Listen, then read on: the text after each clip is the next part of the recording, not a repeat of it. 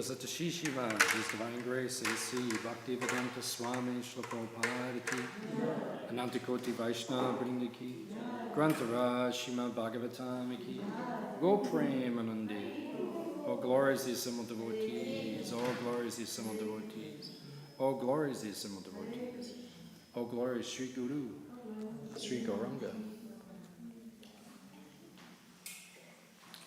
and Dhruva. When you come in the temple, you have to offer obeisances. You're in front of Krishna, so you can't just walk in and out.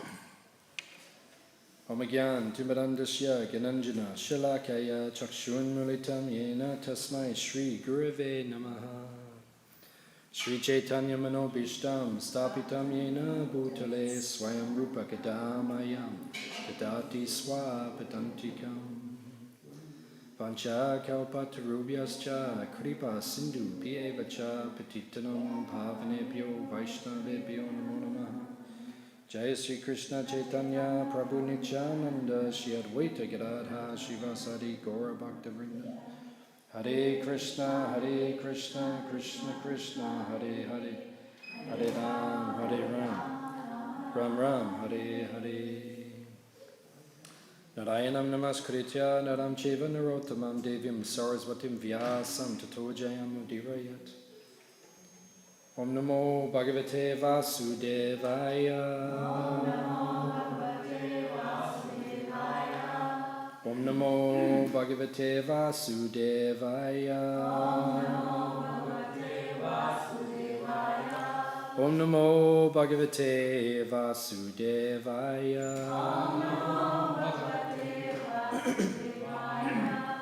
Reading from Srimad Bhagavatam, Canto 3, Chapter 31, chapter entitled The Movements of the Living Entities, text number 34.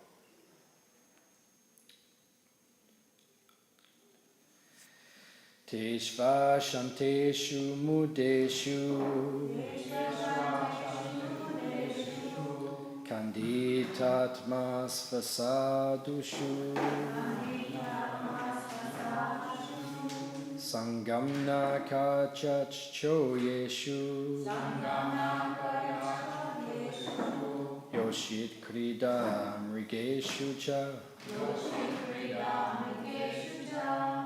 Teshva Shanteshu Mudeshu Kanditat Masva Sadushu Sangamna Kayach Chocheshu Yoshit Krida Mrigeshu Cha Teshva Shanteshu Mudeshu Kanditatmasva Sadushu Sangamna Kuryach Chocheshu Yoshikrida Mrigeshu Cha Yoshit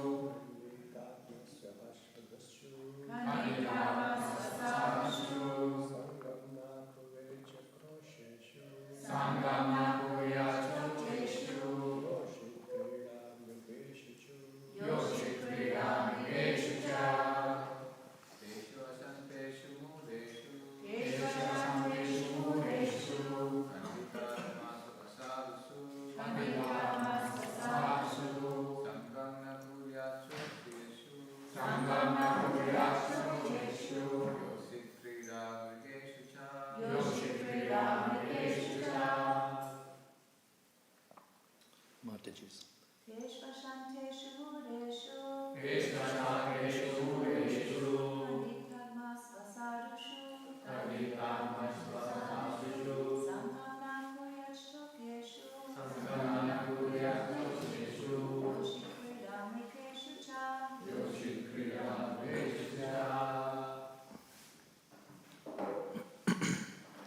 Teshu, with those. Ashanteshu, coarse. Mudeshu, fools. Kandita atmasu, bereft of self-realization. Asadushu, wicked. Sangam, association. Na, not. Kuryat, one should make. Shocheshu, pitiable. Yoshit, of women.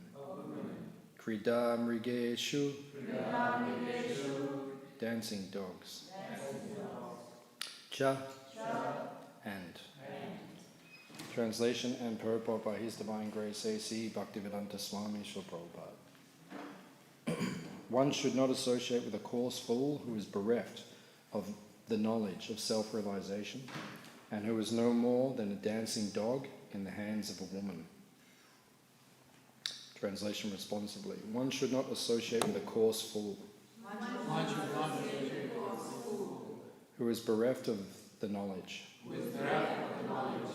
of self-realization and who is no more than a dancing dog in the hands of a woman. Purport. The restriction of association with such foolish persons is especially meant for those who are in the line of advancement in Krishna consciousness. Advancement in Krishna consciousness involves developing the qualities of truthfulness, cleanliness, mercy, gravity, intelligence and spiritual knowledge, simplicity, material opulence, fame, forgiveness, and control of the mind and senses. All these qualities are to be manifested with the progress of Krishna consciousness. But if one associates with a Sudra, a foolish person, who is like a dancing dog in the hands of a woman, then he cannot make any progress. Lord Chaitanya has advised that any person who is engaged in Krishna consciousness and who desires to pass beyond material nescience must not associate himself with women or with persons interested in material enjoyment. For a person seeking advancement in Krishna consciousness, such association is more dangerous than suicide.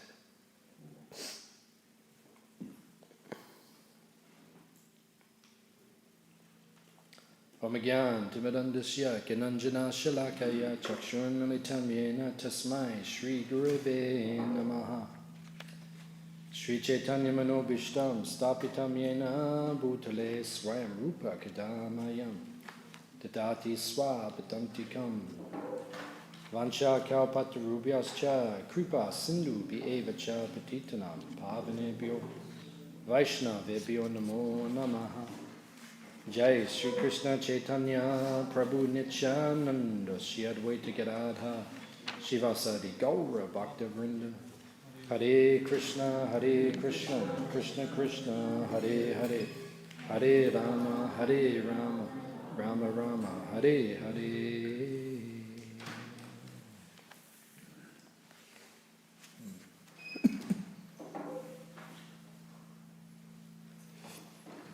So it's an interesting chapter in the Bhagavatam. The chapter is called The Movements of the Living Entities. So the chapter begins where Kapila Dev is explaining how the living entity enters a womb. And then from that womb he travels throughout the samsara chakra, through the different types of bodies that you can take within the material world. So the Vedas list there are 8,400,000 species of life within the material world. And the Vedas explain, and Prabhupada explains, that all the living entities have been here since time immemorial. So we've been here for so long in this material world, we cannot even trace the date that we entered the material world. So practically speaking, it means that we have gone through every single birth within this material world. We've covered every species. So if you meditate on that, that means you've been a slug, it means you've been a giraffe, it means you've been everything in this material world. Whatever there is, then you've been. You've had the type of consciousness which that body produces. So to take a particular form means you have to have the consciousness of that form. If you don't have that consciousness, you cannot take the form. So that is the danger of the material energy. When we first come into the material world, Prabhupada explains in the 8th canto, or the 9th canto, in one of his purports, he explains that the first birth a living entity takes is as Lord Brahma or a Prajapati, a very highly placed devotee. So your first birth is very exalted. It's not that when we leave the spiritual world initially we're completely demoniac, but rather we're just desiring to expand our independence or use our independence. Still in the service of God, still in the service of Krishna, but we still want some extra space. So Krishna gives your own universe. And then we can expand our Purusha Bhav, or our desire to control Ishvaroham, Aham Bhogi, and enjoy within this material world. So Krishna says there is the facility. So first of all, we take birth as a Devata, highly placed. This means you're in Sattva Gun, you're in the mode of goodness. And your primary objective, or equally primary objective, is to serve Krishna, serve God. And on his behalf, you take care of management of the material affairs.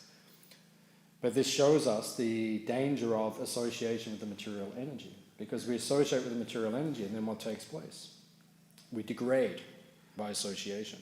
Therefore, association is the most important thing in the world, practically.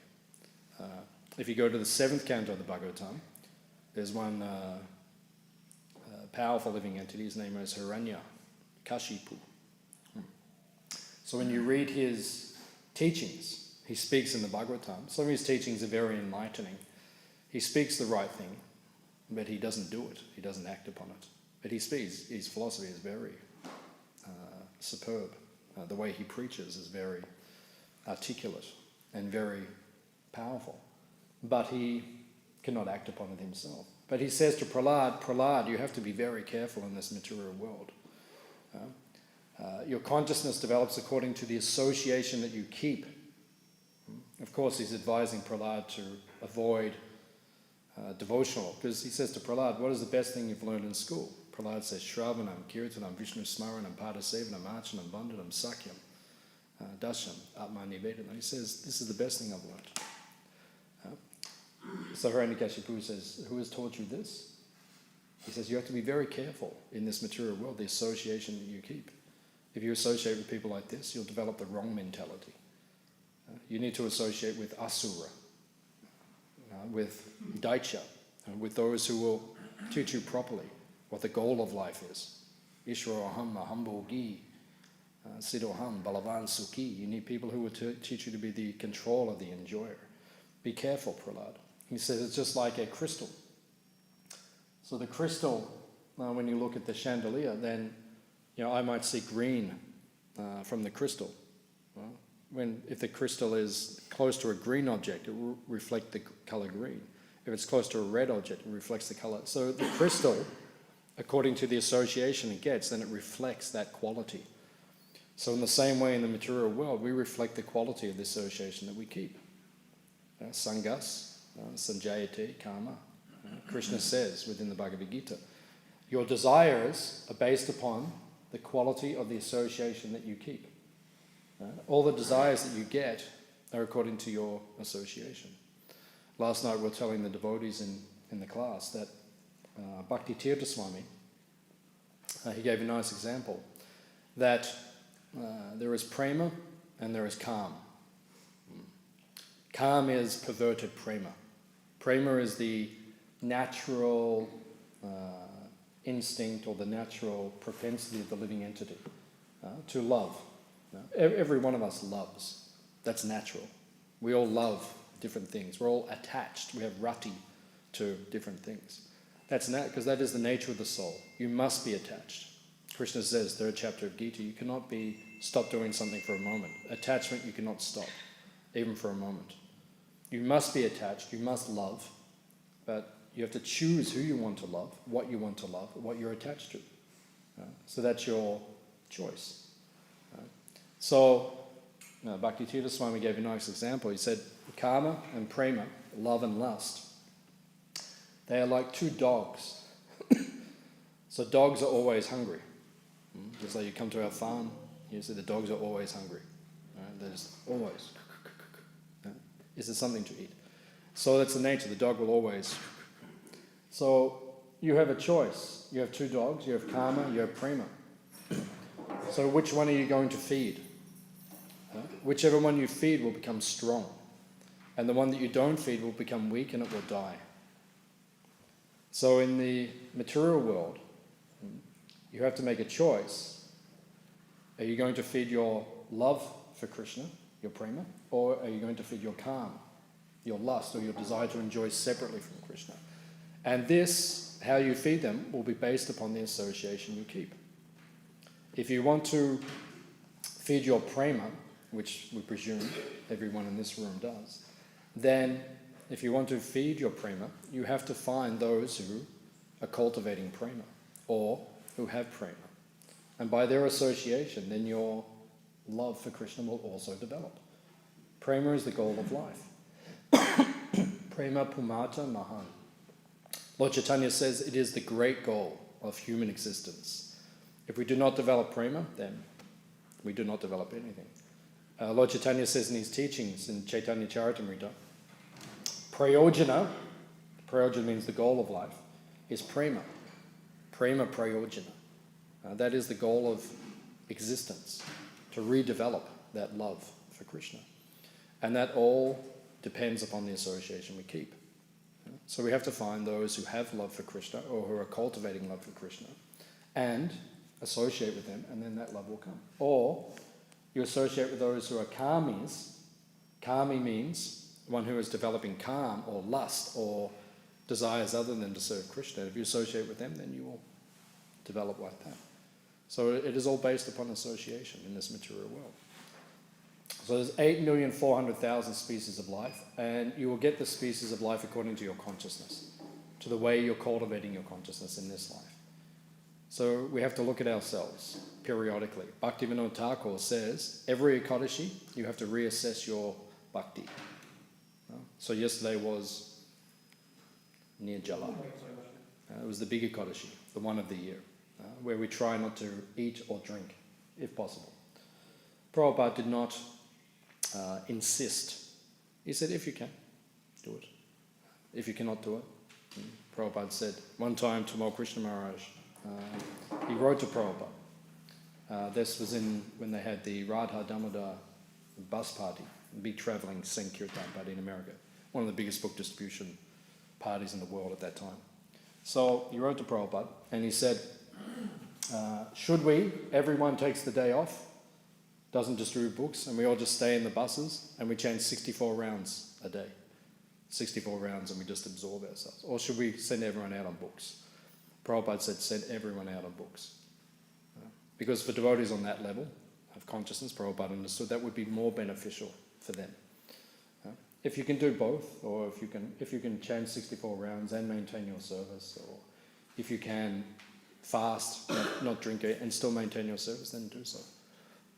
Even on Janmashtami, when Prabhupada began the Hare Krishna movement back in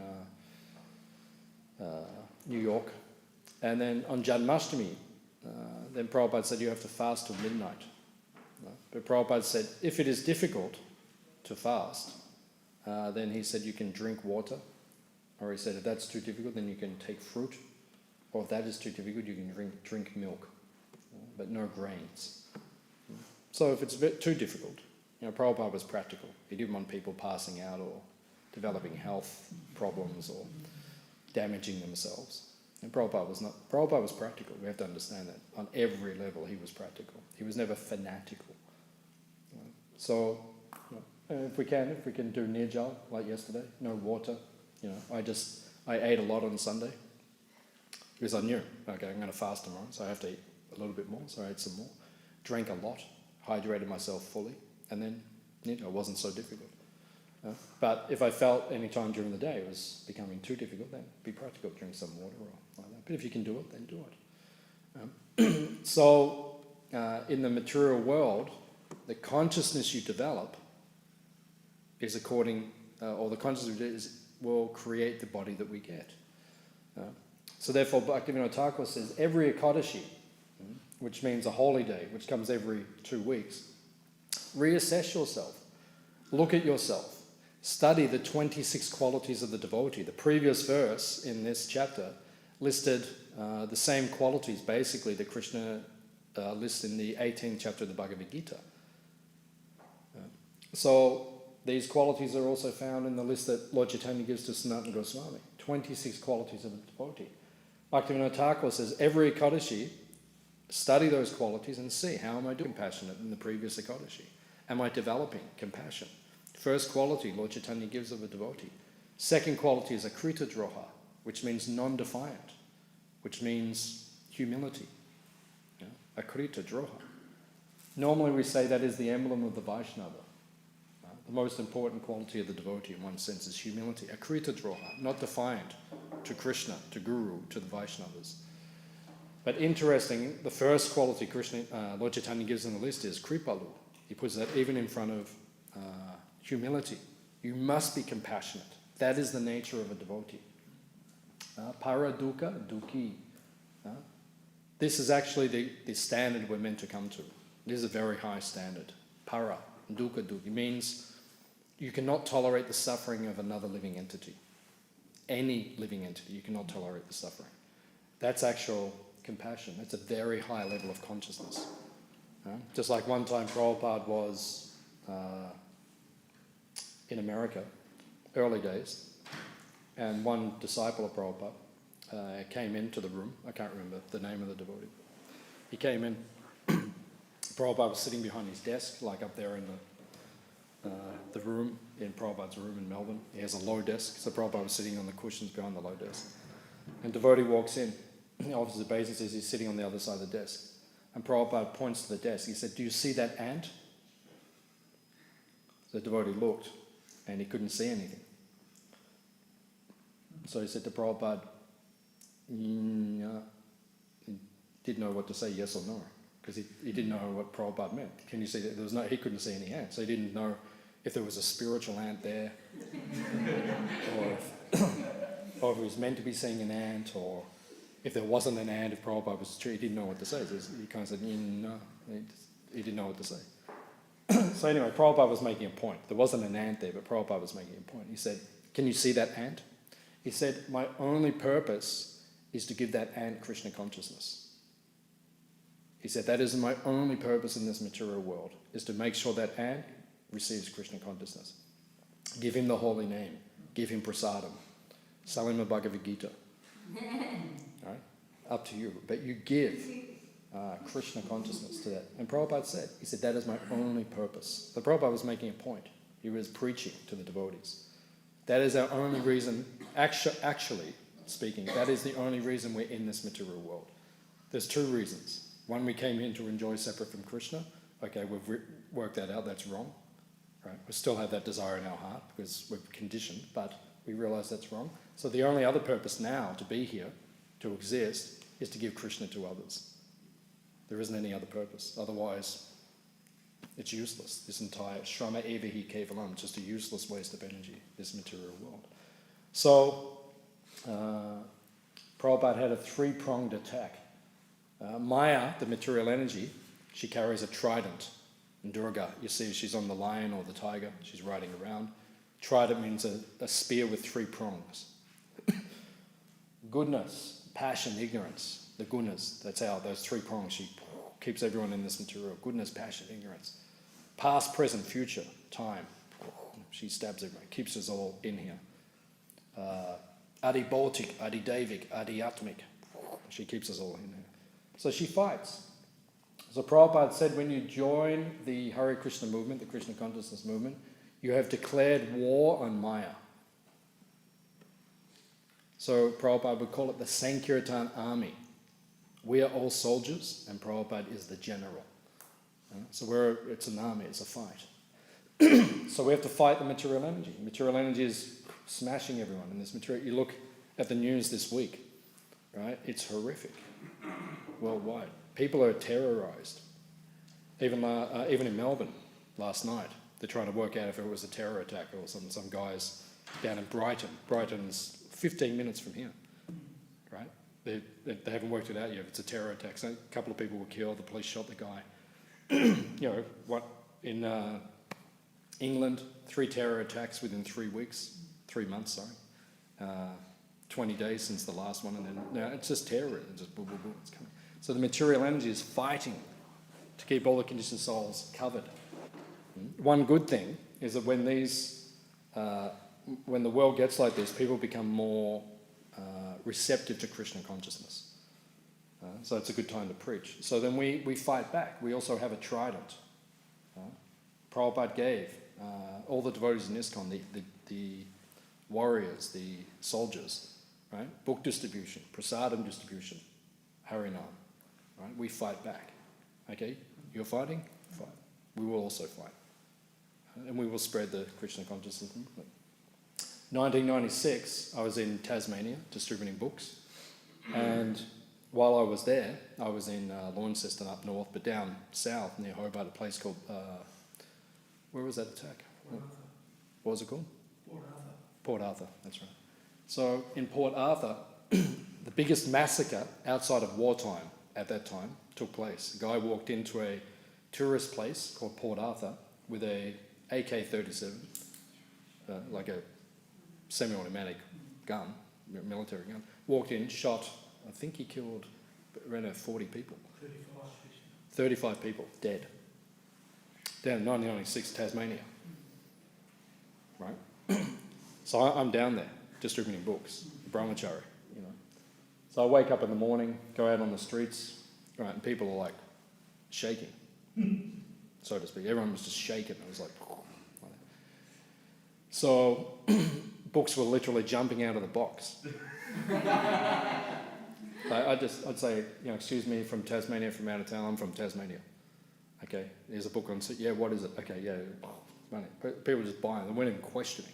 Oh, this is about spiritual life. Yeah, I'll take it. Right, just boom, boom, boom, boom. So I sold a book to one of the ladies who was in the cafe as the guy shot everyone. She was hiding behind the counter, and he just boom, boom, boom, boom, boom. So I said, what do you do for a living? She said, I work in a cafe. I said, which cafe? She said, at Port Arthur. And I said, really? She said, yeah, I was there, the whole thing. So, she just, what do you got? No problem. I sold a book to a guy who, he was the doctor in the hospital. They brought all the dead bodies in, and he had to work out where the bullets passed, make all the notes, like where all the holes were. So, he said, I said, I've got a book here about spiritual life. He said, no problem. How much do you want? So it was very easy to distribute books. And Prabhupada actually said that. He said, when the material world becomes intense and miserable, people will take to this movement. And it's heightening in front of our eyes. Like the world situation is becoming intense. And it's a good time for us. Not that we want these things, but it's a good time because it means we can preach it more easily. So now we have to become twice as dedicated, right? Twice as enthusiastic to spread Krishna consciousness, because now the time will become easier and easier. People will take. They want it. They're looking for it. So that is the nature of the material energy. So we have to give people that opportunity, because according to the consciousness that you develop, right, that is the form of life that you will take. There's 8,400,000 species. So in the Hare Krishna movement, the whole point of being in this movement is that we develop the consciousness of a living entity in the spiritual world. Just like the Pujari, Rasika. So he's serving the Pujari, he's serving their deities right now, the Pujari. Prabhupada said in 1977, just before he left this world, he was in Vrindavan. And Prabhupada said, the most fortunate living entities in the universe are the pujaris of Krishna and Balaram. Right. In other words, Prabhupada explained that what the pujari is doing to the deity, the seva that he renders to the deity, that is non-different from the seva that you render in the spiritual world. So factually, you're acting in your siddha swarup. You're acting in your spiritual form at that point in time. You're putting garlands on the deities. You go to the spiritual world, you may get an opportunity by the mercy of the devotees to put a garland on Krishna. You cook for Krishna. In the spiritual world, you also can assist the devotees to cook for Krishna. Right? You can wave a fan, or you can put betel nut within the mouth of Krishna. All these opportunities are the same. So what the pujari does is non-different. Therefore, when we enter into the deity room and we render seva to the deity, first of all you do bhuta shuddhi, which means you purify your subtle body. And you chant the mantras like Lord Chaitanya says, I'm not a brahmana, I'm not a kshatriya, I'm not a vaishya, I'm not a sudra, I'm not a brahmachari, I'm not a grihasta, I'm not a vanaprastha, I'm not a sannyasi. Gopi bhatu pada kamalayo dasa dasa anudasa. I am the servant of Krishna, who is the master of the gopis. And I'm not even his servant directly, I'm the servant of his servant of his servant. Right? That is your constitutional position. Jivera Swarupa Hoy Krishnera Nitya Das. All of us are Nitya Das, eternally the servant of Krishna. So any service we do in the Hare Krishna movement, preaching or direct deity worship, both are the same. One is Bhagavat Vidhi Marg, one is Pancharatrika Vidhi Marg. Both are necessary and both are exactly the same. That service leads us to understanding our eternal relationship with Krishna. You are Krishna's eternal servant. Nitya Das. One time, one devotee, disciple of Prabhupada, he came to Prabhupada and he said, Prabhupada, I resign. Service is too difficult, or I cannot get along with my God brothers, I resign. And Prabhupada said, how do you resign from being Krishna's servant? How do you resign? What are you resigning from? I'm no longer Krishna's servant, then what are you? You are Krishna's servant eternally. Nitya Das. Means always. You Nitya Siddha Krishna Prema. Krishna Prema is eternally within the consciousness of the living entity. Nitya Siddha. It is always there. Just like Prabhupada came one time, he was on the plane and he arrived in one country. The reporter, I think it was England, the reporter said, why have you come to our country? Prabhupada said, I have come to teach you that which you have forgotten. So it is always within our heart, but it has to be manifest. That's the process of bhakti.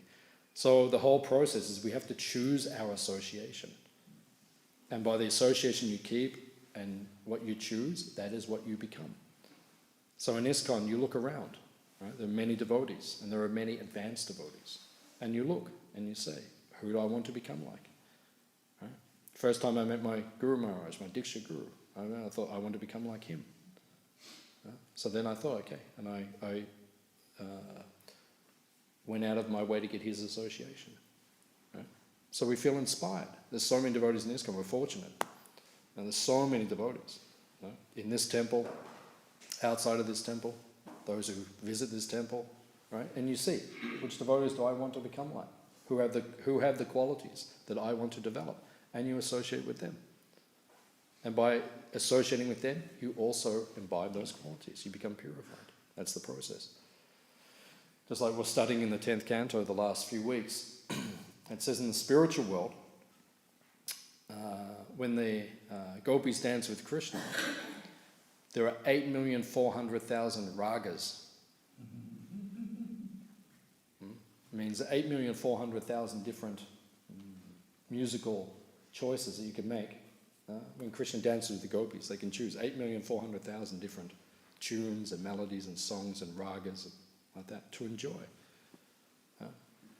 And in the material world, we become perverted in our consciousness, and then we have 8,400,000 species of life to choose from. So make your choice. Which 8,400,000 do you want? Which is better? Which is superior? Because Prabhupada says, actually, there's one comment by Prabhupada. I have a little calendar at home. Every morning I get up and I flip the calendar, and Prabhupada has a new comment. And one of the little comments that Prabhupada says, he says that the living entities are meant to eternally enjoy with Krishna in his sublime rasa dance. That's a nice way to wake up in the morning. You wake up, turn over, always think, oh, what's Prabhupada going to say today? I'm just waiting. Is he going to be heavy? Or is he going to be sweet?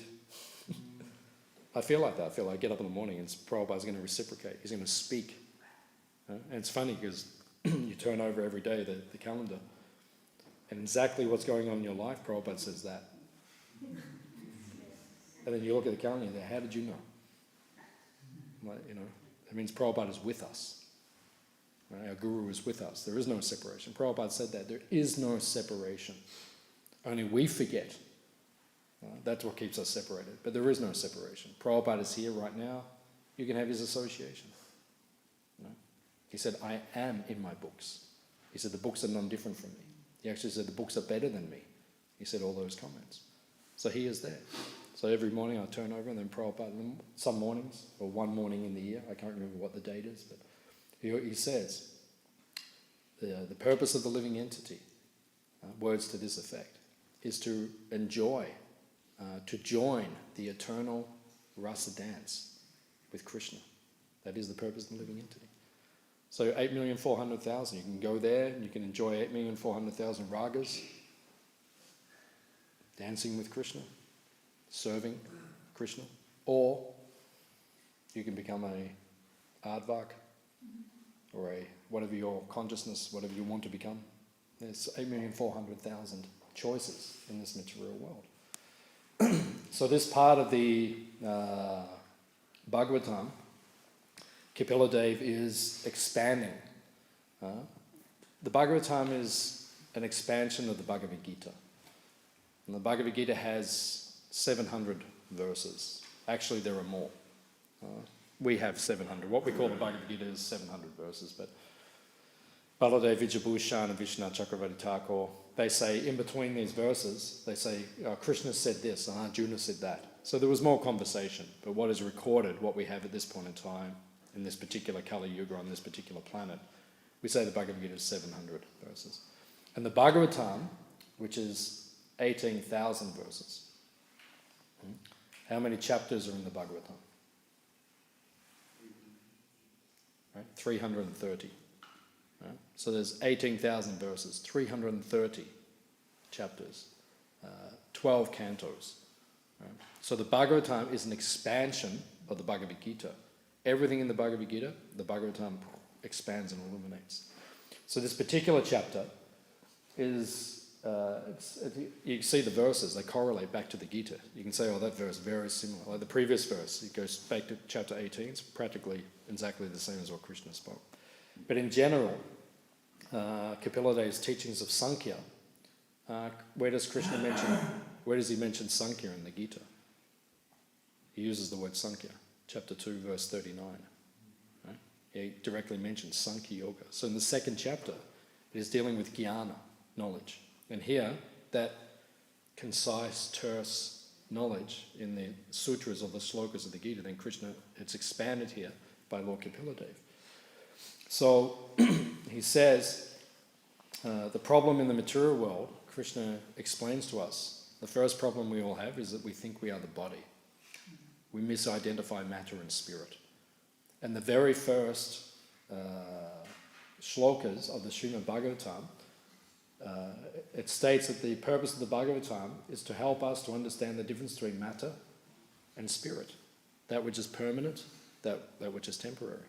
And that's the same way that Krishna begins the Bhagavad Gita. The Bhagavad Gita. So, here, how do we differentiate between matter and spirit? These are the instructions we're being given on a practical level. So this verse is quite famous, and there's quite some famous verses in this particular chapter about understanding the difference between matter and spirit. And when you identify with matter, you identify with your body, the greatest challenge or the greatest obstacle, or Maya's most powerful, according to this chapter, Maya's most powerful influence on us, for those who are conditioned, is attraction to the opposite sex. So the very powerful verses about that subject matter, about giving us the gyan or the understanding to break our attachment to the opposite sex, the temporary material attachment based on lust. Prabhupada says, public enemy number one is Mr. Lust. At the moment, everyone thinks public enemy number one is ISIS, or whatever the other ones are called, those groups. But actually, it's the same enemy, which gets everyone, the extremists and the normal people, is lust. That's what captures all of us in the material world. So how to overcome lust? You need this gyan, transcendental knowledge, which cuts through the attachments we have in this material world. So these are very powerful verses, but they need to be meditated upon very deeply and absorbed into our consciousness and realized, taken from the platform of jnana to the platform of vijnana, which means realization, which is not easy. I remember when I was a brahmachari, living here in the ashram, and I shared a room with a very close friend of mine. He was a very fanatical brahmachari at that time. He was famous for being very staunch and very like that. He's now a grihasta, but back in those days, he was very, very staunch, like really. And in the mornings, he used to get up about 3 o'clock in the morning, have all his rounds finished by 6, and then he'd go into the ashram, into our room. We stayed in the room down the very end. And I'd come in there in the morning, sometimes before 7. We finished our rounds, we'd go and read. And he'd be chanting shlokas. And he'd always be chanting the shlokas from this chapter. Right? And always preaching to me. And this particular verse is one of them. One should not associate with a coarse fool who is bereft of the knowledge of self-realization and who is no more than a dancing dog in the hands of a woman. This is like brahmachari nectar.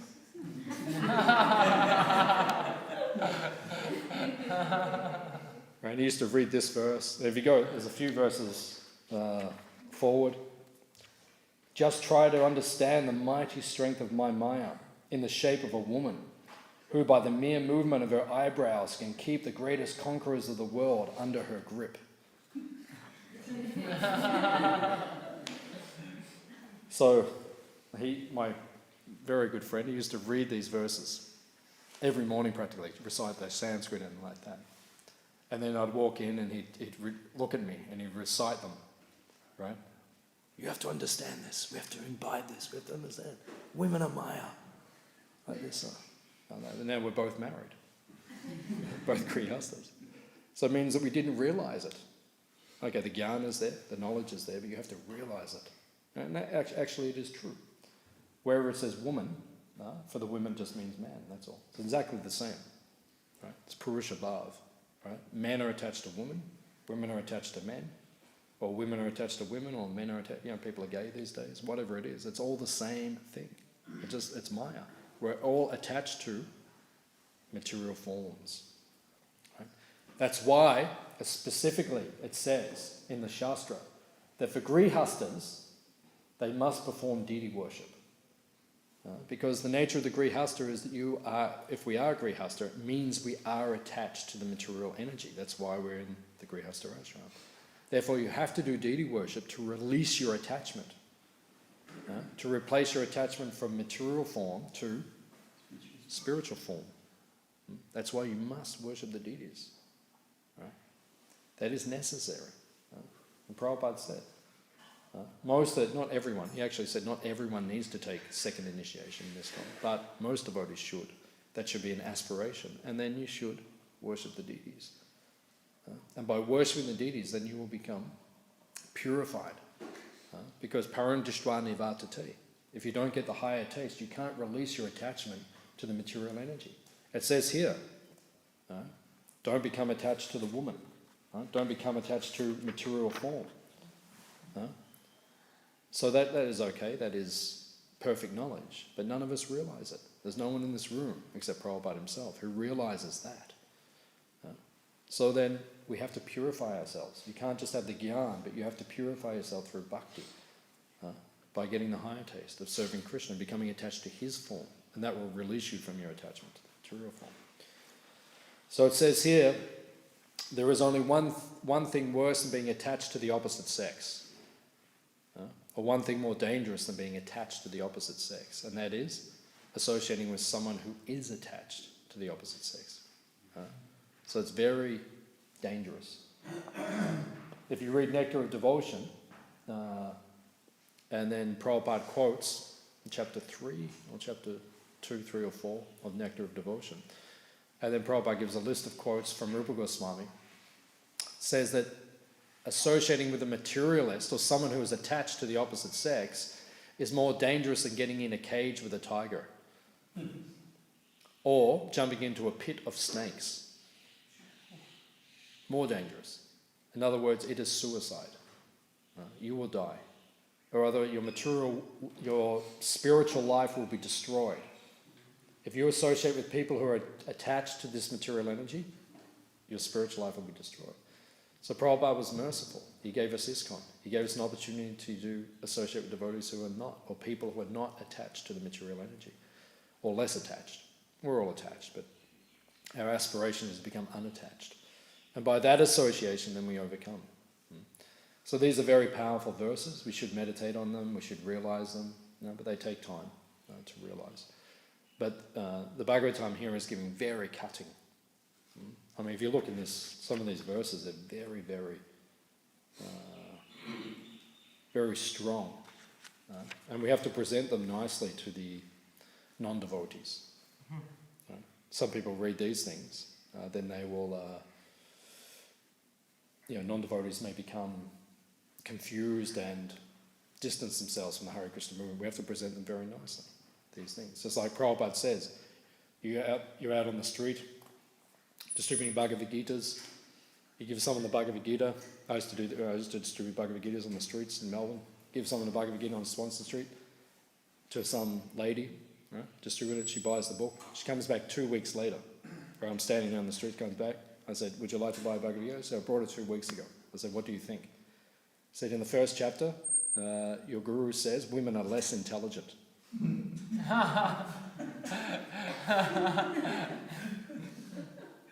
So then you have to explain to them why. We have to explain these things. Why are women less intelligent? Are women less intelligent?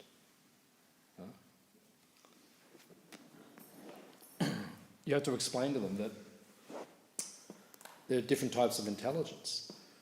Right? To say that a woman is less intelligent, and many women are more intelligent than men. Right? There are women who are running countries at this point in time on the earth. Right? They're extremely intelligent. Or you look in any field, women can equal or excel men in any field. So you cannot say they're less intelligent in one sense. Right? In another sense, you could say that Bhakti Vijayapunna Maharaj explained it very nicely one time. It made me understand these kind of statements. This is how I explain it to people, that there are two sides of the brain. One is emotional, one is practical. Right? So a man only functions on one side of the brain at one point in time. When a man is lusty, or on the emotional side of the brain, right, the other side of the brain practically stops working. His practical, logical side of the brain. So at that point in time, he's less intelligent than a woman. Right? A woman's brain, they work simultaneously. Like you see, women bring up children. Right? So when they're bringing up a child, they're practical, they're logical, but their emotions are always affecting their decisions and their judgments. So in that way, you could say, when a man is practical and he's focused, you could say that he's more intelligent than a woman. Not always, not in every circumstance. But you could generally, a woman might get swayed by her emotions more easily. A woman, because you read some of these verses, like people read them and they'll walk away from the Hare Krishna movement. Right? It says women are Maya. Never look at a woman. Never associate with a woman. They're dangerous. More dangerous than a snake or a tiger. Right? Just like one devotee, one of my friends was telling me, he's been giving his mother Prabhupada's books for years. So then he went home recently to visit his mother, and she's very upset. And because she'd been reading Prabhupada's book. I said, oh, why? Why are you upset? Because your guru says that if you eat grains cooked by someone who's not a devotee, your mind becomes wicked. So it means you cannot eat my cooking, because I'm not a devotee. So I'm not going to cook anything for you. I'm not going to cook for you. So it was a big point for her. So, we have to learn how to explain these things to the non-devotees very maturely and nicely, so they can understand these teachings. Because Prabhupada makes statements which are very strong and very powerful. If you look on Vedabase, you look at all the quotes that Prabhupada has said. There's a quote where Prabhupada says, "We are all good and you are all bad." Right? He says that, so people they can find those quotes. That's not the kind of thing you'd say at a Sunday feast lecture. Or if you go to do a university program, you wouldn't say something like that. But obviously we understand what Prabhupada means by that. Someone who practices Krishna consciousness, that is good. Someone who doesn't practice Krishna consciousness, that is bad. So we have to learn to explain these things very nicely. So these verses are very powerful in this chapter. But then how to understand them and how to explain them to people, that has to be done with a lot of maturity. So we'll stop here. We'll see if there are any questions or comments on what we discussed.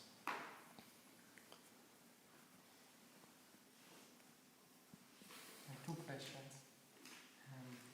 You mentioned that there's nothing more dangerous than associating with a person who's too attached to material energy.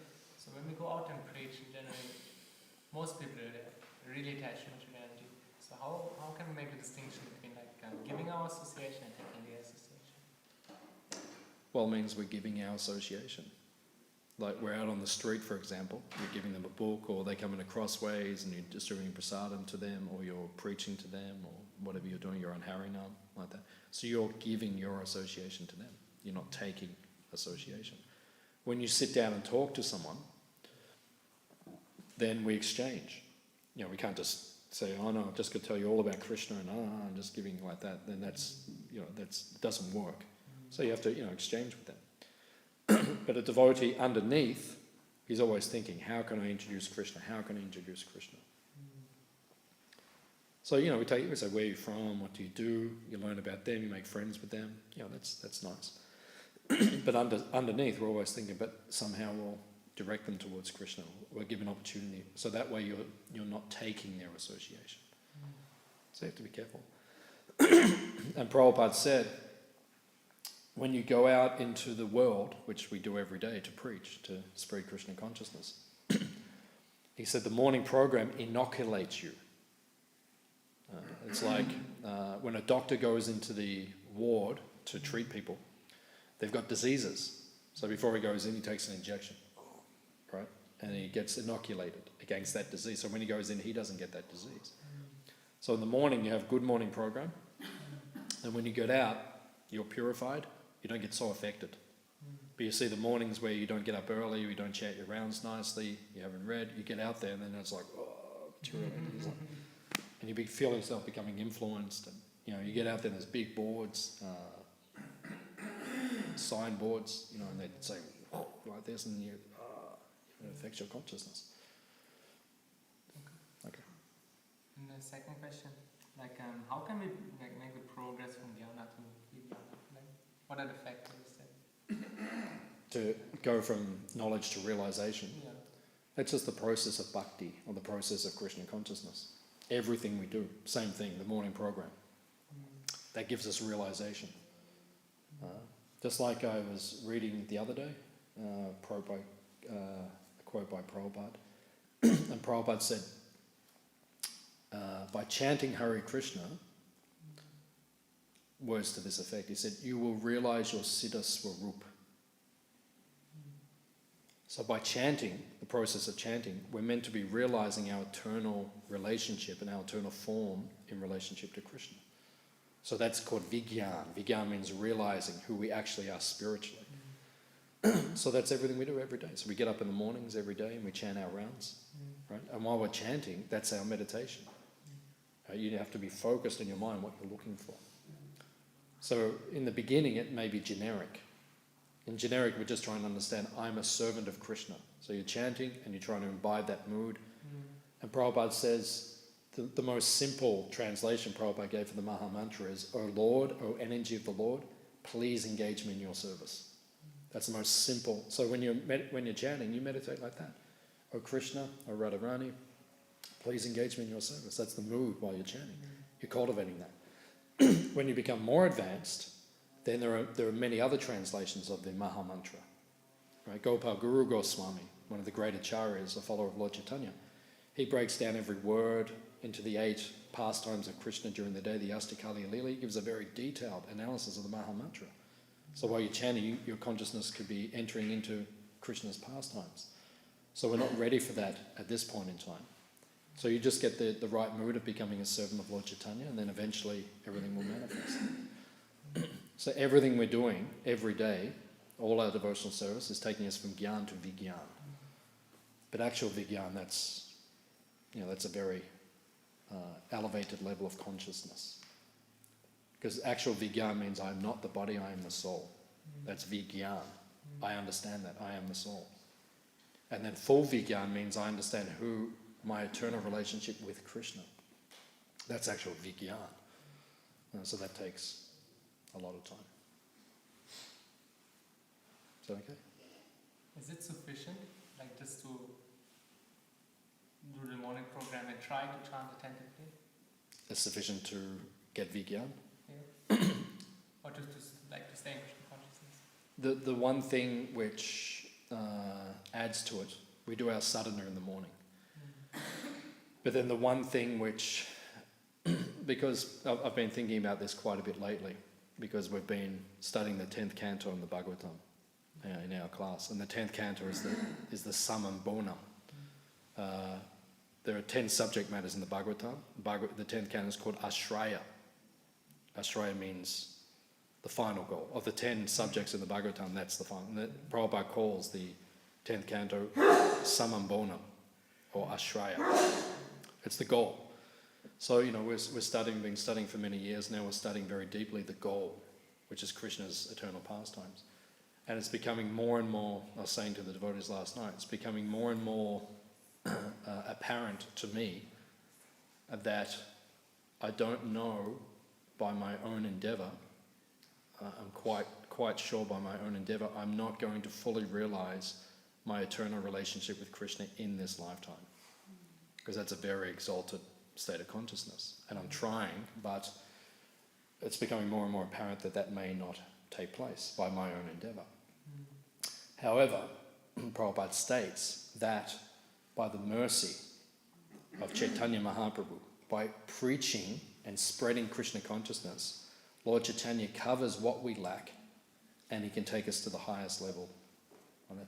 So as you're saying, is that enough to get Vigyan, doing our sadhana? Yes, it is enough, but whether or not we're doing our sadhana intensely enough or purely enough to actually realise our eternal form of Krishna, probably not.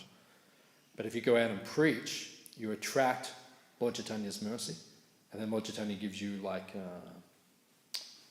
a boost.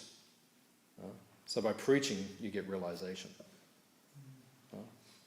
And I know many times in my life, and many times, devotees I know, they say that when they went out and they did some big preaching service and they did some sacrifice, they got so much mercy and their sadhana just came to life. So if you don't preach, then you don't get it. Is that okay? Yeah, thank you. Any other question? Just a comment about association. The biggest, or the first concern that Dhritarashtra had was what's happening on the battlefield of Kurukshetra. What do they do?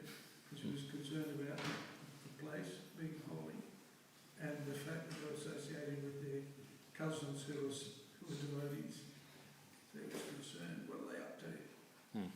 Because he didn't want them to be influenced by the potency of the Tirtha and the Sangha.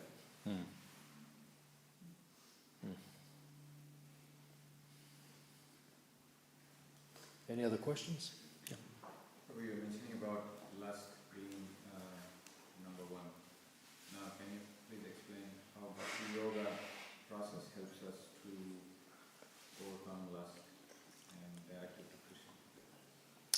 Because desire is the nature of the living entity.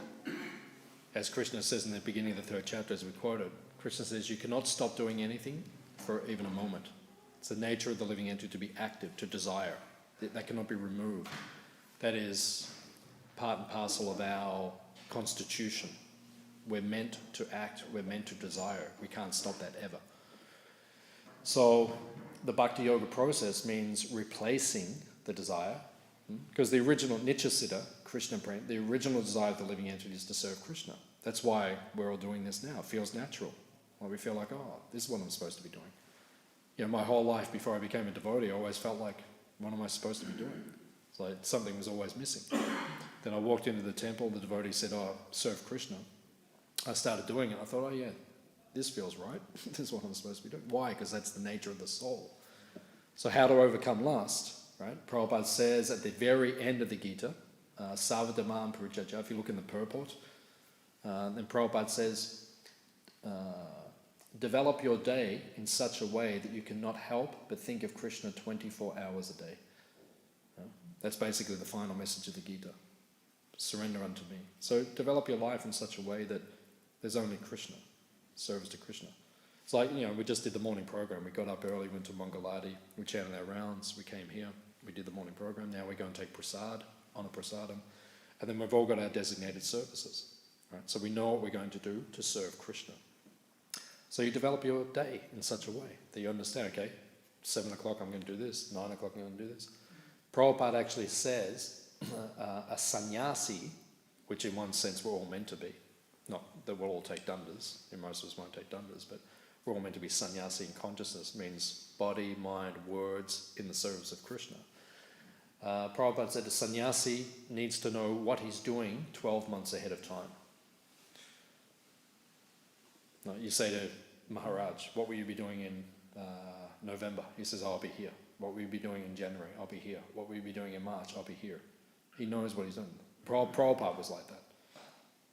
Right? I mean, people would invite Prabhupada, I'll come here, and he'd say, okay, let's go, and he'd go and preach. But, you know, he knew what he was doing. Prabhupada knew what he was doing every day. He got up in the morning, his routine was like fixed. Even Hari Prabhu said Prabhupada was flying to Australia. They flew from wherever they were, London or wherever it was, to Australia. And they got to Singapore, to the airport. It's different now. Now Singapore airport's like, you know, everything you could possibly want, it's there. You know, if you want to have a shower, it's there. It's whatever you want. But back then it was actually quite a simple setup. And Prabhupada wanted to take bath because Prabhupada was regular. He always took bath before he took prasadam. So he looked around. They said, there's no showers, Prabhupada. So Prabhupada walked into the men's toilets, right? Took everything off, put his gumshoe on, got his lota, right? Filled up the water from the tap and started taking bath, like just in the middle of the bathroom. So the cleaner was getting quite upset. You know? The cleaner was saying something in Singaporean, you know, whatever their language is. He's saying, yeah, you can't do this. What are you doing? Water all over the floor like that. Prabhupada didn't even listen to him. He took his bath, dried himself, put on tilak, got dressed and walked out. Didn't even say anything to him. Right? Because Prabhupada was so regulated. So he knew what he was doing. So if you want to make advancement, you know, which we all do, we're serious about Krishna consciousness, then you have to be organized. You have to know what you're doing. What am I doing at 3 o'clock? What am I doing at 6 o'clock? What am I doing at 9 o'clock? You know, we know what our whole day entails. So you just develop your day in such a way that there's no room for Maya. So that replaces lust with love, or ultimately with devotional service. That's what devotional service is leading to. You've got to use your energy. Right, we've got to use we're all energy. We've got a lot of energy, especially when you're young. Use it, because as you get older, it becomes a little problematic. So use your energy to serve Krishna as you. Don't give yourself any time. Prabhupada said, he said actually Brahmacharya ashram is the best. Prabhupada said that, and Brahmacharini ashram, that's the best. And I can vouch for that. That was the best years of my life in some ways. It was the best. So Prabhupada said the brahmachari, or brahmacharini, they're so tired at the end of the day, as soon as they put their head on the pillow, lights out. Because all they've been doing is serving Krishna all day. Prabhupada said brahmacharis have 3 bags, right? Book bag, sleeping bag, japa bag. Book bag, distributing books, right? So that's basically brahmachari life. That's all you have to do, right? Book bag, you just go out and distribute books. Even say your service is crossways, right? But if you're really focused, you can have a book bag, you have Prabhupada's books on you, any opportunity is bang, bang, bang, bang, bang. Okay, you got to wash the dishes, but every time you walk out, someone's putting their plate there, so excuse me, like that. No, actually, if you have that consciousness, it sounds, I mean, I'm not on that level why I do that, but that actually can be done. Navina Nirada Prabhu, the famous book distributor. When I was a brahmachari, he was number 1, number 2 in the world. A lot of books, he's empowered to distribute books. He was in Melbourne a few years ago, and he went for a japa walk on Beaconsfield Parade, 6 o'clock in the morning, up and down chanting his japa. He always has Prabhupada's books on him, always. He doesn't go anywhere, anyway, always. So he told me, he said he's walking down Beaconsfield Parade chanting his japa, and some guy came out 6 o'clock in the morning to get in his car. So Navina walks up, and he's got a BMW, some nice, expensive car, and he goes up, and Navina goes, "Wow, is that yours?" And the guy's like, "Yeah," and he goes, "Is this the latest one?" And the guy goes, "Yeah," and he starts, asking him about the car, and he's going, "Oh, wow," like that. And then, after a couple of minutes, he goes, "Hey, I've got these books," and he gives him a book. And then he says, we just get donations from him. The guy goes, "Yeah, sure, how much you want?" Pulls out $10, gives it to him, gets in the car, drives to work, right? So no way I would ever think of that. If I was chanting japa on the beach, I'd just be chanting japa. I wouldn't be thinking. But Navina's is always thinking. He tells me he never goes anywhere without Prabhupada's book, ever. Always somewhere, be tucked in somewhere. So that's the point. The point is, if we're serious about Krishna consciousness, you'll take every opportunity to be engaged in Krishna service. No room for Maya. It's okay. Any other questions? Okay. Srila Prabhupada ki? John.